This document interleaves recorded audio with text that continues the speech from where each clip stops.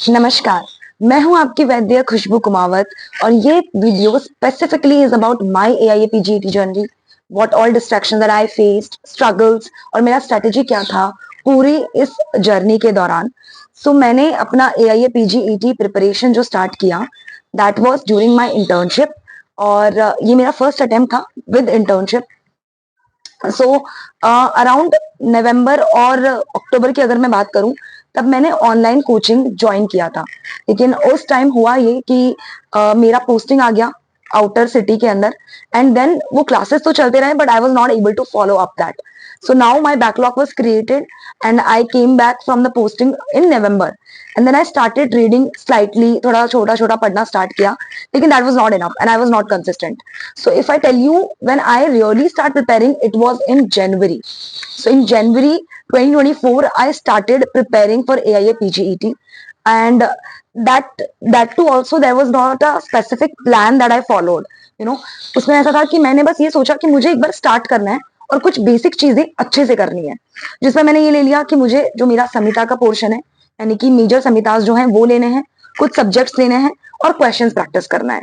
तो मेरा जो स्ट्रेटेजी पूरा रहा वो इसी के अराउंड रहा एंड देन इन जनवरी ओनली मैंने जो क्लासेस मेरे बैकलॉग में थे या जो भी क्लासेस थे मैंने वो थोड़ा थोड़ा देखना स्टार्ट किया। मुझे सबसे सही फायदा ये रहा कि मैंने जितनी भी वीडियोस देखे जो लास्ट ईयर टॉपर्स के थे या फिर मैंने उनमें एक ही चीज नोटिस की थी, वो ये थी कि सबने ये कहा था कि आप लिमिटेड चीजें पढ़िए और उसे बार बार पढ़िए और मैंने भी यही चीज पूरी जर्नी के दौरान याद रखी और इसे फॉलो किया। मैं अगर आपको बताऊं January was the month when I started, यानी कि मैं इंटर्नशिप में भी ये करती थी कि मुझे जितना टाइम मिल सकता था मैं उतना टाइम निकालकर अपनी ड्यूटी से पढ़ने आती थी। यानी कि होता ये था कि I used to feel like कि अगर मैं 9 to 5 मेरा ड्यूटी आवर है तो 5 बजे तक will be like prime time जब मैं अच्छे से पढ़ सकती हूँ, बिकॉज आफ्टर आप इंटर्नशिप आ जाते हो आप बहुत थक जाते हो और फिर आपका दिन ऐसे ही निकल जाता है। तो मैं कोशिश करती थी कि मैं बीच बीच में इंटर्नशिप से अपना टाइम निकाल लूं, अपना ड्यूटी से टाइम निकाल लूं और अगर मैं फ्री हूं तो उस फ्री टाइम को मैं पढ़ने चली जाती थी, मैं लाइब्रेरी चली जाती थी कि ठीक है मैं अपने जो मेरे साथ को इंटर्न्स थे उनसे एडजस्ट कर लेती थी एंड मैं अपना पढ़ने चली जाती थी। So that was my main thing कि वहां से क्या हुआ, मुझे एक कंसिस्टेंसी मिली कि मैं वो चीज रोज कर रही थी। यानी कि मैं रोज अगर 3-4 घंटा मेरा इंटर्नशिप में हो रहा था मैं वो रोज पढ़ रही थी। अब उसमें मैं ये नहीं सोचती थी कि आज मुझे मतलब सब कुछ ही खत्म कर लेना है, मुझे 5 चैप्टर कर लेना है या मुझे 10 चैप्टर कर लेना है या मुझे इतने क्वेश्चन कर लेना है। मैं एक बेसिक चीज रखती थी कि मुझे अपना 1.5-2 घंटा अपना थियोरी को देना है और 1 घंटा मैं कभी भी पढ़ूं वो मेरा क्वेश्चंस के लिए होना चाहिए। मैंने क्वेश्चंस प्रैक्टिस लास्ट के लिए कभी नहीं रखा, मैं फर्स्ट डे से क्वेश्चन प्रैक्टिस कर रही थी। बिकॉज अगर आप देख लीजिए मेरा स्पैन ऑफ स्टडी बहुत शॉर्ट था। जनवरी में मैं पढ़ रही थी, फेब्रवरी के अराउंड देवर थिंग्स जो कि थोड़ा सा हुई एंड मैं उस समय उतना कॉन्सेंट्रेट नहीं कर पाई। देन मार्च के अंदर it was our farewell and all of that thing. तो it was April May and हमारा जून में जुलाई में एग्जाम था, तो अप्रैल मई जून ये जो 3 महीने थे तब मैंने सोचा कि I have to be serious now because अब मेरे पास बहुत टाइम कम है। अब अगर मैं सब कुछ पढ़ने गई तो मैं नहीं कर सकती।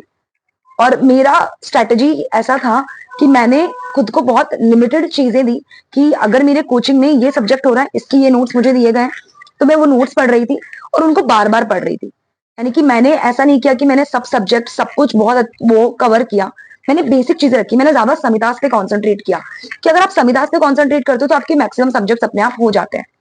फिर हमारी आती है माइनर संहितास, तो उसमें मैं थोड़ी वीडियोस देख लेती थी या फिर मैं देख लेती थी कि कौन से इंपॉर्टेंट टॉपिक्स थे जो मैंने इनलिस्ट किए। मैंने ऐसे 50 टॉपिक्स इनलिस्ट किए जो कॉन्स्टेंटली पूछे जाते हैं हर साल, उनमें से क्वेश्चन आपका आना ही आना है। तो मैंने वो टॉपिक का एक इनलिस्ट बना लिया, आपको यूट्यूब पे भी वीडियोस मिल जाएंगे एंड अगर आपको चाहिए तो मैं आपको नेक्स्ट वीडियो में वो शेयर भी कर दूंगी। वो 50 टॉपिक्स अपना मेजर संहिता और पारिक। तो पारिक कैसा हो जाता है कि जब आप मेजर संहितास वगैरह पढ़ रहे हो तो पारिक एक रिवीजन की तरह हो जाता है और आप इसको जितनी बार पढ़े उतना अच्छा आपका रिवीजन हो जाता है और बेस क्लियर हो जाता है। एक और चीज जो मैं सब में ऐड करना चाहती हूँ कि 3 महीने का ही सिर्फ ये पढ़ाई नहीं था, जो मेरा 5 years था I was above average student और मैं 5 साल थोड़ा थोड़ा अच्छे से अपने एग्जाम्स पढ़ रही थी। तो कहने का मतलब ये है कि मेरे बेसिक कॉन्सेप्ट थोड़े स्ट्रांग थे। तो जब मैं ये 3 महीनों में नोट्स पढ़ रही थी तो मैं पीछे का जो उनका कॉन्सेप्ट है वो समझ पाती थी क्योंकि वो मैंने अच्छे से पढ़ा था अपने यूजी डेज के अंदर। तो अगर आप तैयारी कर रहे हो सबसे पहला सजेशन मेरा यही है कि आप अपने बेसिक कॉन्सेप्ट बहुत स्ट्रांग रखो। यानी अगर आपका बेसिक एकदम अच्छा है, आपको चीजें समझ में आ गई हैं, सिंपल चीजें अच्छे से क्लियर है तो आप ना बहुत अच्छे से पढ़ लोगे, फिर आपको ज्यादा मेहनत करने की जरूरत नहीं है। दूसरी चीज क्वेश्चन प्रैक्टिस, जो कि बहुत बच्चे इस चीज को बिल्कुल अवॉइड कर देते हैं और आखिरी में चले जाते हैं, या फिर अगर उनके मार्क्स अच्छे नहीं आ रहे तो वो छोड़ देते हैं। ऐसा नहीं है, आपको क्वेश्चन प्रैक्टिस करनी ही करने हैं, क्योंकि एंड ऑफ द डे आप एग्जाम एमसीक्यू बेस्ड देने जा रहे हो। जब तक आप मैदान में जा रहे हो और उस चीज की जंग की प्रैक्टिस नहीं करोगे ना, तो कोई मतलब नहीं है। जब तक आप मल्टीपल क्वेश्चंस प्रैक्टिस नहीं करोगे, आप नहीं देखोगे कि कितना मैं किस जगह खड़ा हूं। जब आप स्टार्टिंग में क्वेश्चंस करोगे ना, आपको नंबर कम ही आएंगे, क्योंकि रैंडमली पेपर जो होगा वो होल सिलेबस से होगा, आपने होल सिलेबस नहीं किया है अभी तक। लेकिन क्वेश्चन प्रैक्टिस करने से क्या होगा, आप उस क्वेश्चन के टच में रहोगे, आपको पता रहेगा। जब लेटर ऑन स्टेजेस में जब आपका सिलेबस कवर होगा और तब आप पेपर कर रहे होंगे ना, तब आपको ईजी रहेगा, क्योंकि आपको पता रहेगा कि अच्छा ये क्वेश्चन मैंने पहले भी किया है। कुछ याद रहेंगे, कुछ याद नहीं रहेंगे, कुछ का कॉन्सेप्ट समझ में आ जाएगा। तो ये छोटी छोटी चीजें ना बहुत ज्यादा स्ट्रेटेजी में हेल्प करती है। अपने आप को लिमिटेड रखना। अब क्योंकि जब हम प्रिपरेशन कर रहे होते हैं ना, हमारे दिमाग में बहुत सारी चीजें चल रही होती है। मैं ये भी पढ़ लेता हूँ, मैं ये बुक भी कर लेता हूँ, मैं ग्लोबल आयुर्वेदा भी कर लेता हूँ, मैं आयुर्वेदा समुच्चय भी कर लेता हूँ, मैं पारिक भी कर लेता हूँ। ऐसा तो सबसे बेस्ट क्या रहता है कि आप एक ही चीज़ को अच्छी तरह फॉलो कर लीजिए और उसे बार बार पढ़ लीजिए। मैं ये बार बार इसलिए बोल रही हूँ क्योंकि यही स्ट्रैटेजी सबसे इंपॉर्टेंट होती है। हम 10 चीज़ें पढ़ें, उससे अच्छा हम एक ही चीज़ को अच्छे से पढ़ लें, तो that is the most important thing. अगर मैं मेरी स्ट्रैटेजी को सिंप्लीफाई करूँ तो देखो 4 चीज़ें थी। मैंने क्या किया, पहली चीज़ संहिता पे फोकस किया बहुत ज़्यादा, क्योंकि संहिता अगर बार आपका कवर हो गया तो आपके बहुत सारे सब्जेक्ट्स भी साथ साथ कवर हो जाते हैं। जैसे फॉर एग्जांपल सुश्रुत का उत्तर तंत्र अगर आपने अच्छे से किया तो शालक्य कवर हो जाता है, सूत्रस्थान अच्छे से किया तो आपका शल्य कवर हो जाता है। तो इस तरीके से अगर आप संहिता पे अच्छे से फोकस करते हो तो आपके सब्जेक्ट्स भी उसी तरीके से अच्छे से हो जाते हैं। सेकेंडली क्वेश्चन प्रैक्टिस, वो मैंने बहुत ज़्यादा की। यानी कि अगर आप मेरी प्रिपरेशन को देखेंगे तो मैंने स्टार्टिंग डे से, मतलब स्टार्ट से 50 क्वेश्चन स्टार्ट किया, फिर 100 किया, 150 किया, and then consistently 500 to 600 question every day practice किया। मेरा पढ़ने का मन भी नहीं करता था तो भी I use to practice question every day, कि मतलब ये चीज़ तो हमें करनी है।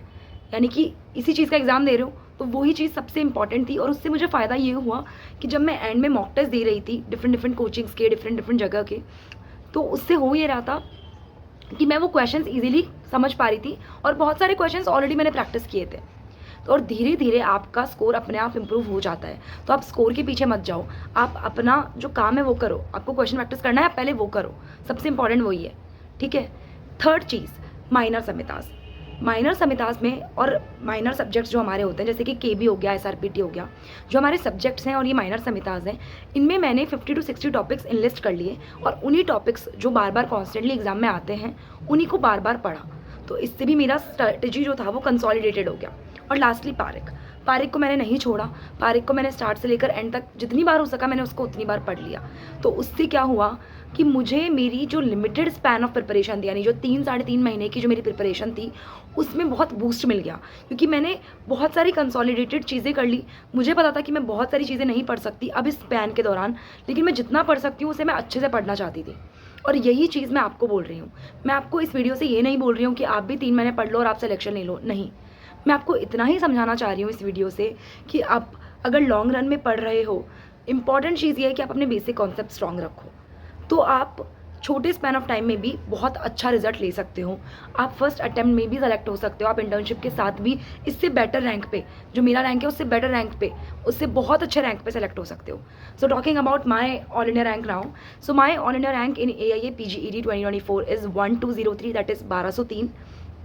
And I was very happy because मुझे पता था कि मैंने जितनी लेवल ऑफ प्रिपरेशन किया है उसके अराउंड ही ये रहा। Now I have been allotted a government college and branch and all, I will be telling you in the next video. एक बार वो सब कंफर्म हो जाए, बिकॉज अभी I am going through the counselling process and upgradation and everything.